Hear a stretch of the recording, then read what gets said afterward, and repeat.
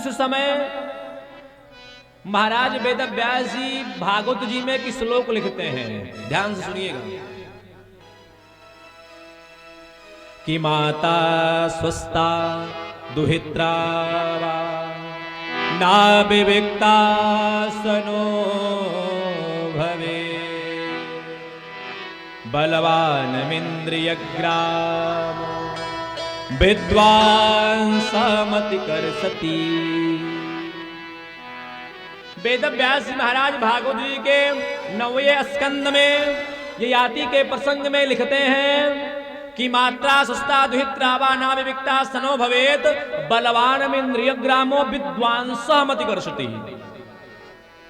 इस श्लोक का अर्थ है कि एक विद्वान पुरुष को भी चाहिए कि एकांत में, ध्यान से सुनिएगा, एकांत में अपनी सगी मां और बहन के साथ भी ना बैठे, अकेले में ना बैठे। क्यों? क्योंकि विद्वान सहमति करसति। कामदेव इतना प्रभावशाली होता है कि विद्वानों के मन को भी आकर्षित कर लेता है। बगल में बैठे हुए थे जैमिनी मुनि। जैमिनी मुनि ने कहा, अरे महाराज ये क्या लिख रहे हो आप? ये सब मिथ्या है, इससे कुछ नहीं होता। ये आप हटाओ, ये श्लोक हटाओ, आप हटाओ। वेद व्यास ने कहा, नहीं मैं हटा दूंगा, लेकिन कल, आज नहीं। कहा ठीक। अरे कहा, जैमिनी मुनि ने कहा कि देखो मैं विद्वान हूं, मेरे इंद्रियों को कोई आकर्षित नहीं कर सकता संसार में। मुझ जैसे विद्वान की इंद्रियों को कोई नहीं आकर्षित कर सकता। कहा ठीक है, तुम जाओ घर, कल मैं आपसे मिलूंगा। जैमिनी मुनि गए अपने घर। रात का समय था, दरवाजा बंद किया और आराम करने लगे। इधर वेद व्यास जी महाराज ने मन बनाया, एक स्त्री का भेष बनाया, सुंदर पायल पहन करके, सुंदर सुंदर चूड़ी पहन करके, घूंघट काढ़ करके जैमिनी मुनि के दरवाजे पर पहुंच गए। पायल की आवाज दे रहे हैं, चूड़ियों की आवाज दे रहे हैं और जुबान से आवाज दे रहे हैं कि हे प्रभु, हे स्वामी, हे संत भगवान, दरवाजा खोलो, बाहर बारिश हो रही है, बारिश से मैं भीग रही हूं, मुझे ठंड लग रही है। अंदर से आवाज आया, नहीं नहीं देवी, मैं स्त्रियों के लिए दरवाजा नहीं खोलता, मैं नहीं खोलूंगा। कहा देखो आप संत हो, आप संत हैं, संत हृदय नवनीत समाना, संत का हृदय नवनीत के समान होता है। संत जब किसी का दुख देखता है तो उसका हृदय पिघल जाता है।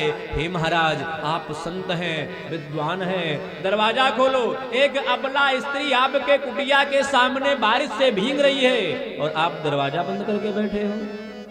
दरवाजा खोलो। अगर आप दरवाजा नहीं खोलोगे तो आप संत नहीं हो सकते। अरे महाराज अब क्या था, दरवाजा खोला। कहा देवी जाओ तुम अंदर। देखो देवी तुम अंदर जाओ, अंदर से दरवाजा बंद कर लेना, मैं बाहर बैठा हूं वृक्ष के नीचे। गए, एक वृक्ष के नीचे बैठ गए। बारिश हो रही थी, हल्की हल्की बूंदें टप टप महाराज जैमिनी ऋषि के ऊपर पड़ रही थी। ध्यान में मन लग नहीं रहा है और अंदर बैठ करके महाराज वेद व्यास जी स्त्री के भेष में चूड़ियों की आवाज दे रहे हैं, चूड़ियां बजा रहे हैं, पायल की आवाज दे रहे हैं, पायल बजा रहे हैं। पायल की आवाज की खनक जब महाराज जैमिनी मुनि के कानों में पड़ती है, उस चूड़ियों के आवाज की खनक जब जैमिनी मुनि के कानों में पड़ती है, विचार करते हैं, बताओ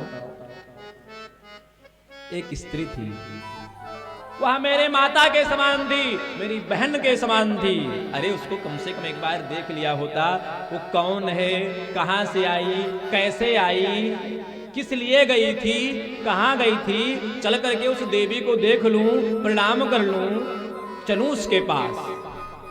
समाधि में मन नहीं लगा, उठे, गए दरवाजे के पास, आवाज दिया देवी दरवाजा खोलो। अंदर से आवाज आया, नहीं बाबा मैं दरवाजा नहीं खोलूंगी, आपने कहा था कोई भी आए दरवाजा मत खोलना। अरे देवी तुम मेरी माँ की समान हो, मेरे बहन के समान हो, मैं तुमको प्रणाम करने के लिए आया हूं, दरवाजा खोलो दरवाजा खोलो। नहीं प्रभु नहीं स्वामी, मैं दरवाजा नहीं खोलूंगी, आप चाहे इतना कहो। अरे देवी दरवाजा खोलो, क्या हो जाएगा? नहीं स्वामी कोई चांस नहीं। धीरे धीरे वह भावना बदलती गई। अरे देवी दरवाजा खोलो, मैं केवल तुमको देखना चाहता हूं, केवल निहारना चाहता हूं, कुछ करूंगा नहीं, मैं केवल आपको देखना चाहता हूं। 1 मिनट बीता, 2 मिनट बीता, 5 मिनट बीता, 10 मिनट बीता, आधा घंटा बीत गया, 1 घंटा बीत गया, 2 घंटा बीत गया, महाराज दरवाजा नहीं खुला। अब तो ये इतने कामुक हो गए, इतने मोहित हो गए कि दरवाजा को मारा, तोड़ दिया। जैसे दरवाजा तोड़ा, अंदर श्री वेदव्यास जी महाराज पद्मासन लगा करके बैठे हुए हैं और भगवान का ध्यान कर रहे हैं। शक महाराज रह गए, सन्न हो गए, दिमाग की ज्योति चली गई। जब जैमिनी ने पैर छुआ, प्रणाम किया, तब व्यास जी ने एक दृष्टि खोली, देखा तिरछी नजर से, कहा क्यों जैमिनी, वो वाला श्लोक जो भागवत में हम लिख रहे थे हटा दें, जैसा तुम कहो। कहा महाराज जो आप लिख रहे थे बहुत सही लिख रहे थे, आप बिल्कुल गलत नहीं हैं, मैं ही गलत हो गया था। हे गुरुदेव आपके चरणों में बारंबार प्रणाम है, मेरे अपराध को क्षमा करें। तो काम का जो प्रभाव है कोई सामान्य नहीं है महाराज, जिसको चाहे जब चाहे आकर्षित कर लेता है। बड़े बड़े महात्मा विश्वामित्र जी समाधिस्थ अवस्था में बैठे हुए थे, मेनका पहुंची, चूड़ी की आवाज दिया, पायल का झनकार दिया, समाधि टूट गई। बड़े बड़े विमलात्मा, बड़े बड़े महात्मा, बड़े बड़े देवता काम के अधीन हो जाते हैं। भगवान ने उस कामदेव को उस प्रकार से बनाया ही है महाराज, उसमें कामदेव की कोई गलती नहीं है, भगवान ने उसकी रचना ही इस प्रकार से की है।